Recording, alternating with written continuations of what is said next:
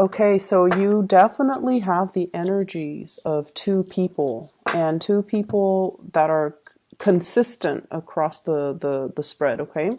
So first of all, we have an air sign in the past. So this is a Aquarius, Gemini, Libra in your past, also in your present. Aquarius, Gemini, and Libra also in your future. And then we have a water sign, Pisces, Cancer, Scorpio, and Pisces, Cancer, Scorpio showing up in your future.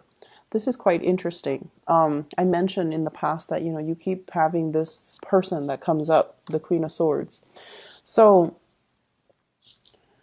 the theme for this week here is you kind of need to look at what is really, really giving you that emotional fulfillment, okay?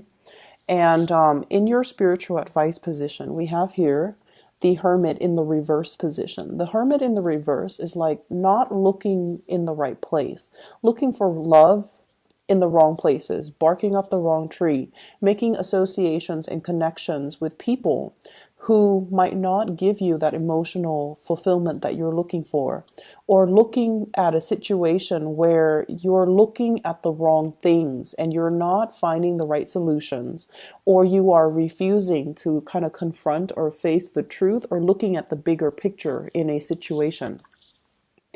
You have in your past an air sign, Aquarius, Gemini, or Libra. This is someone who's very, very clear with their communication. And Taurus, I know that it takes you a really long time to put your trust in another person. That is the nature of all fixed signs. It takes you a really long time to open up. And I also honestly feel like some of you could be overly suspicious of people who are such straight shooters. And if someone is too straightforward, I feel like you don't trust it and you feel as if they have ulterior motives, or you feel like they're being too foolish by being so straightforward. However, this is something for you to really try on for size. Being a straight shooter, being straightforward, being honest, and being very, very directed with what it is that you want, how you communicate. So you have this person in your past that has been nothing but truthful and honest with you. And for whatever reason, because they're so truthful and honest, there might have been harsh words exchanged between you and this person. And because they're like this, whereas you do keep everything close to your chest and you don't really reveal, your deepest, darkest secrets, your deepest, darkest fears, your desires, and going after what you want, it has created this emotional rift between you and another person. The Six of Cups, this is a soulmate type of a connection. This is a connection with another human being in which we both are forced to learn, to grow, and to adopt one another's ideas, okay? It can be very difficult because one person wants the upper hand, okay? One person is wanting to give the affection and then the other person just needs to receive it. So I feel like from this card, the energy is you should be grateful for everything that I'm doing for you, keeping scores in relationship. And one person wants the upper hand. They want to be the giver. They want to be the pursuer. They might even want to be the person that the other person give thanks to. So I feel like there are giving, the energy of giving with strings attached, or doing things because we want something out of it rather than doing things from the goodness of our hearts. And I feel like you're dealing with somebody who might have asked you for a lot of things. They might have made like heavy demands on you. And then over time, you feel like you might have been used. You feel like they're not being either considerate or understanding that your time is limited, that you're doing a lot in a relationship and you're doing a lot to try to sustain this relationship, and that it's taking its toll on you because they keep asking for more and you don't have a lot more to give. You don't have the time, the resources, the emotional investment left to give them.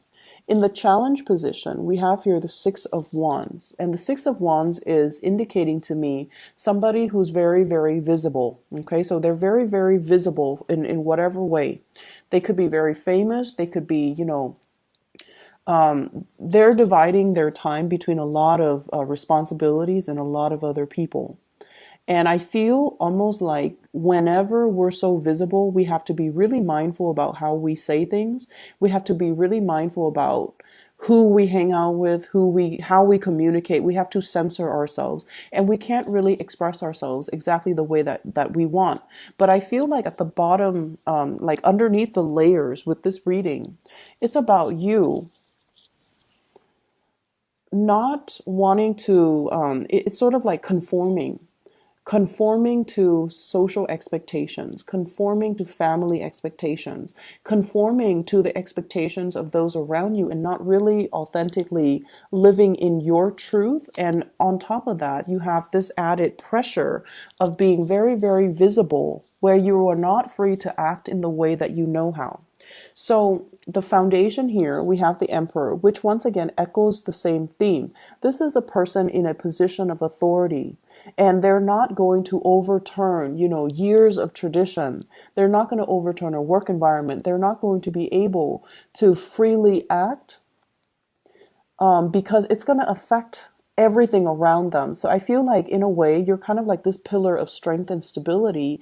You keep the work situation, you keep the environment, you keep the home unit afloat. You're the person that everybody relies on. And so you're not free to behave and act and emotionally express yourself in the way that you want. You're not able to express bias. You're not able to be emotionally irrational because people depend on you for certain things. And so when you're dealing with this person, possibly the air sign, who wants you to emotionally express, who wants to connect with you, who wants a lot more attention from you, I feel like you are distancing yourself mainly because the situation, the communication has been too emotionally draining.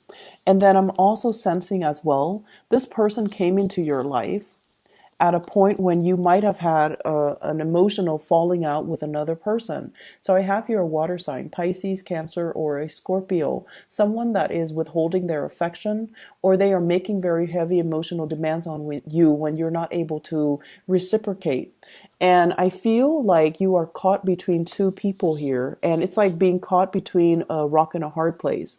One person sees you as someone who's not capable, and the other person really boosts your self-esteem and makes you feel like you can achieve greatness. Okay, I honestly don't know which is which, but I do feel like this air sign straightforward, and this water sign might be a little bit clingy, codependent, and they're very loving. Water signs are incredibly nurturing, loving, but they're also very emotionally demanding on you, on the people that they love.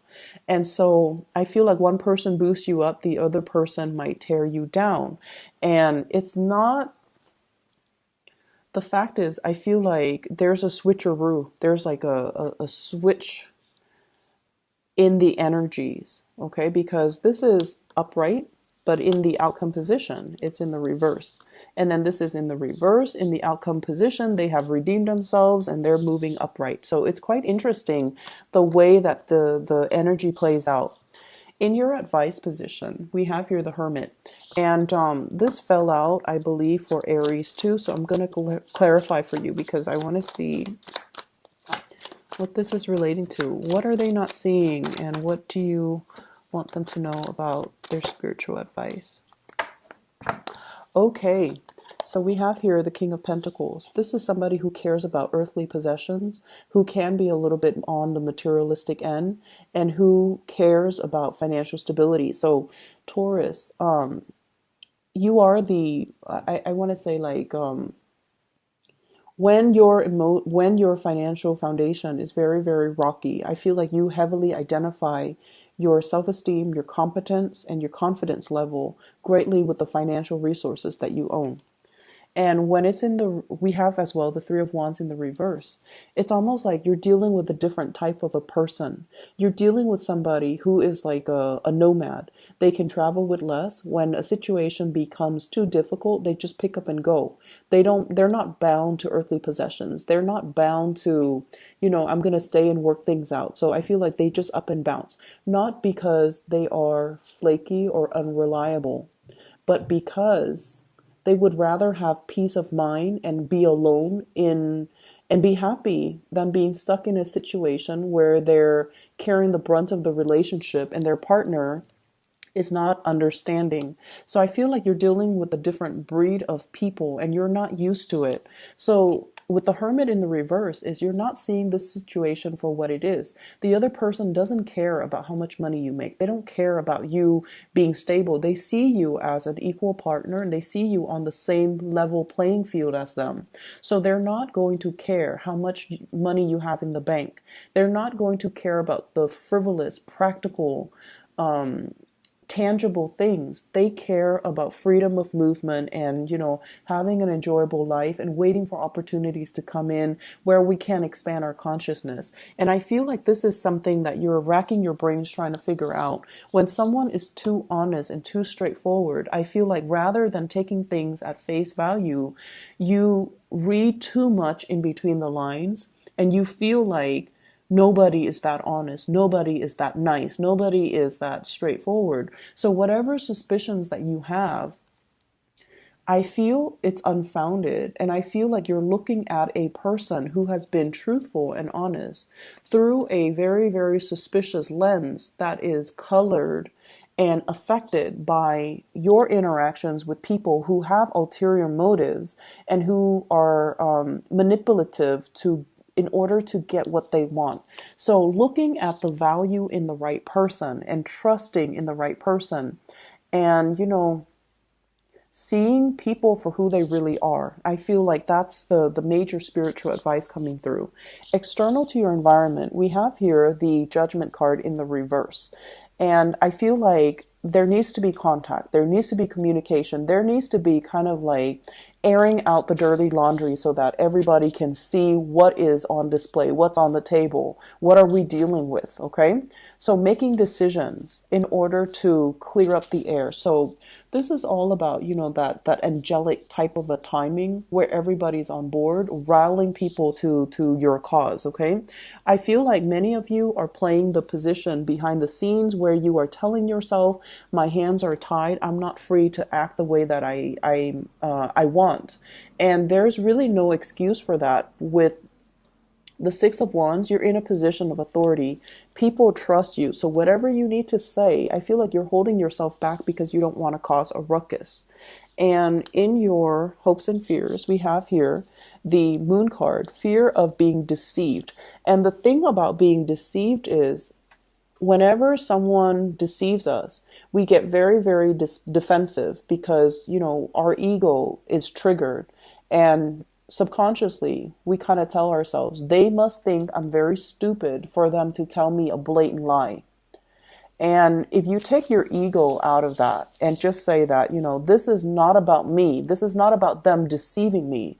This is more about them having a pathological trait where they are unable to tell the truth to anybody, not just me. Taking your ego out of it and approaching a situation where you are not trying to confront the other person or corner them or get the upper hand, but you're just trying to get at the truth.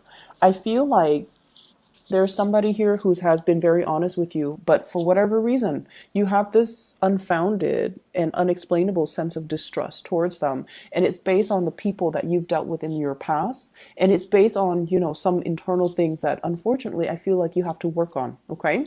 In your outcome position, we have here the Five of Cups. The Five of Cups is looking at a situation for what it is. And I feel like regretting regretting the choices that we should have made, regretting the communication that has gone on, regretting that we didn't invest our time and the resources in the right things, letting a good opportunity pass us by. And it's kind of like, it's not until it's too late that we start to see it for what it is. Okay, we start to see the value in the person when they're no longer in the picture. We start to kind of live in the regret. We should have done things differently. We should have seen it for what it is. And we also have as well the Knight of Swords and the Knight of Cups. So once again, the two people coming out and in their positions are switched.